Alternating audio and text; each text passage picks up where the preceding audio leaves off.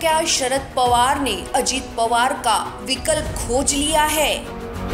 अजित पवार के जाने के बाद शरद पवार वाली एनसीपी में जो खाई थी उसको शरद पवार ने पाट दिया है। जिस हाथ की शरद पवार को इस उम्र में जरूरत थी, क्या शरद पवार ने वो हाथ खोज लिया है? कहने को तो शरद पवार महाराष्ट्र की राजनीति के चाणक्य कहे जाते हैं, लेकिन इस चाणक्य के घर में ही सेंध लग गई। ये सेंध ऐसी लगी कि लोगों के समझ से आज तक ये परे है। वो बात आपको याद होगी जब सुबह के 4 बजे उठकर देवेंद्र फडणवीस और अजित पवार ने मुख्यमंत्री और उप मुख्यमंत्री पद की शपथ ले ली थी। जमकर ड्रामा हुआ था। फडणवीस 3 दिनों तक महाराष्ट्र के मुख्यमंत्री रहे। तब भी ये कहा गया था कि सब कुछ शरद पवार के इशारे और कहने पर ही हुआ है, लेकिन अजित पवार ने आज तक इस पर अपना मुंह नहीं खोला। एक बार फिर कुछ ऐसा हुआ, अजित पवार ने शरद पवार को चकमा दे दिया और महाराष्ट्र के फिर उप मुख्यमंत्री बन गए। लेकिन इस बार मामला कुछ ज्यादा ही बड़ा हो गया है।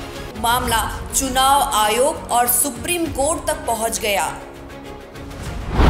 और चाचा भतीजा इस बात को लेकर लड़ रहे हैं कि असली राष्ट्रवादी कांग्रेस पार्टी कौन है। लेकिन इस बीच जो सत्य है वो यही है कि चाचा शरद पवार से भतीजे अजित पवार अलग हो गए हैं।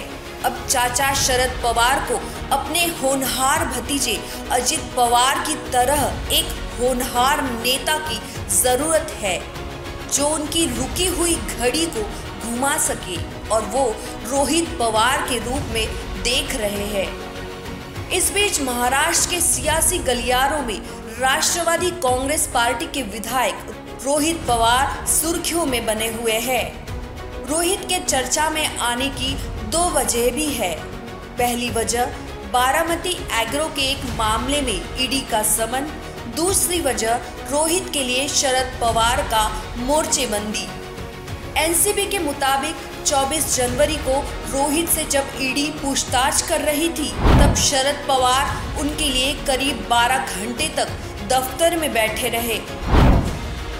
इतना ही नहीं, रोहित जब ईडी दफ्तर से बाहर आए तो शरद पवार की बेटी सुप्रिया सुले उनके साथ नजर आई। दोनों ने कार्यकर्ताओं के साथ ईडी दफ्तर के बाहर राजनीतिक शक्ति प्रदर्शन भी किया। रोहित अगले दिन 25 जनवरी को भी शरद पवार के साथ दिखे। दरअसल इस दिन शरद पवार एनसीपी विधायकों की सदस्यता को लेकर विधानसभा स्पीकर से मिलने पहुंचे थे।